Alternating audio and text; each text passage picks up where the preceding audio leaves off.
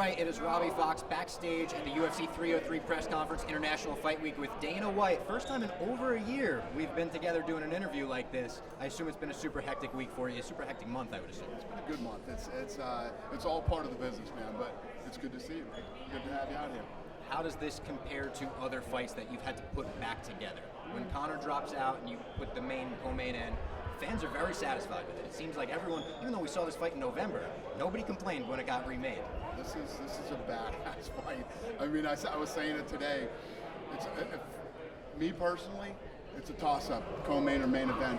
One of them is going to be fight of the night. It's impossible for it not to be. Hopefully, if the co-main or main event is not, in the running for fight of the night, we're in for a hell of a night. Something went crazy in the prelims. Got that right. Yeah, I've basically been telling everyone the main event is a guaranteed knockout. That's what it feels like. Right. And is that part of the reason that these two are the perfect opponents for each other? Like putting a matchup together like this? No, they're two of the best. I mean, people get excited about fights when the fans know what the really good fights are. And from the beginning of the main card to the end of the main card, you can't be disappointed in any of these fights. It's going to be fun. Congrats on the Celtics title. Thank you, my friend. Dave, of course, has been betting the Celtics every step of the way. I know you've been having a good gambling year as well. I saw a clip. You're up like crazy, yeah? Well, I brought Missoula and his family out here. They'll be at the fight on Saturday night. Yeah, they're here for International Fight Week. They land tonight.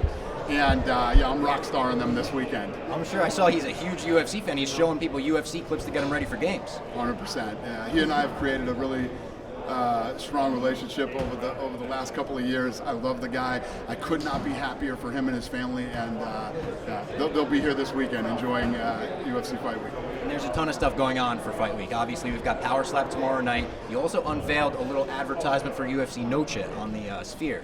Yeah. I'm so curious about what's going into that show. I know you can't say much, but like creatively, when we're talking about what's going to be on the inside of the Sphere, the screen, how involved are you? Or are you saying, I think it should be that? Are you looking at a bunch of different concepts and picking out certain ones?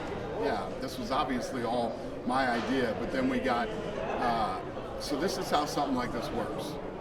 I'm literally, Tom Brady hits me up and invites me to YouTube. You want to go to YouTube? I said, yeah, I go to YouTube. Had Brady not called me and asked me to go, I would have never gone, and I wouldn't even have seen the inside of the Sphere. You wouldn't have been curious even. No, I'm too busy. There's no way, and I wouldn't have gone to the concert. I wouldn't have done any of that. It was YouTube, then it was Fish. I will go to the Eagles. I heard the Eagles are coming right after. I will go to the Eagles show. But I wouldn't have gone. It wouldn't have happened. Brady hits me, I go. Halfway through this thing, I start to realize the star of this thing is the Sphere. And I'm blown away by it. I literally hit Craig Borsari, my head of production. I said, cancel whatever you're doing next week, and you and the crew are all coming to U2 next week. I want you to come see this. We're going to do the first fight ever here. So he comes in the next week. They see it. They walk through it. James Dolan walks me through the whole place that night, shows me all the ins and outs of it. I'm in love with it. And then we go into the creative process of what I'm looking to do and what I want. Then my team goes out and they start to execute. And as we get closer, I will literally lay out, and we're filming a documentary about the whole thing right now too. On September 15th, Craig Borsari and his team will be the foremost experts on running live events from the Sphere. My team has completely dove into this thing head first. This is going to be the most badass live sporting event you will ever see.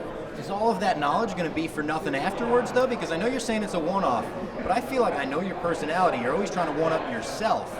Are you really just doing one Sphere show and never again? I'm going to end up over $20 million into this thing. And if you look at somebody like U2 will go in there and they'll amortize that cost over 40 events. Yeah. We're going in one night, one time. This will never be replicated. Nobody will ever spend the money that I'm going to spend to do this again for one night. It just won't happen. And then I'm curious, the Fight Inc. show that just came out on Roku that kind of gives us a behind-the-scenes look at you and the whole squad's team. Mm-hmm. What was your take on the final edit of that and how it all came out? Because as fans, we were all pretty like, oh wow, this is stuff we've never seen before, aside of the UFC we haven't seen. We were thrilled about it. The only issue is there's only 3 episodes. Yeah. Well, the other thing is it's a sliver of what really goes on. But basically, Fight Inc. covered the people that are close to me. And as you can see, those people are all close to me right now. This is my group that's always close to me. There's so much more and so many other people and so many other things that go on in the UFC. You could do 97 seasons of this. Please do. We have 600 employees. That too is probably a one and done. Really? Yeah. Did you not like that there was like inside info coming out, or are you okay with that? I'm glad that everybody liked it, and I'm glad that they, enjoyed the series. But it's too much behind the curtain for me, and it's disruptive. And there's a lot of things that you really can't show. I mean, what really goes on with Sean, Hunter, and Mick, on phone calls and things like this. That's the stuff we're the most curious about. I love the Hunter scene where Hunter gets a deal done for the heavyweight championship in a parking lot in a car. Fun shit. Lene, you can't really go into the Lene, Sean Strickland, how Lene's fucking days go with the Sean Strickland press conference. It's too behind the curtain for me, and it's disruptive, and you have to be very selective in what we really do. But you could go from, department to department to department, and it's all fascinating, incredible stuff, and what happens at our offices every day. And there's 650 employees, and we do everything in-house. So, you could do this forever, and people would be blown away by what goes on every day. People loved Hunter scolding Marab for stealing Sean O'Malley's jacket.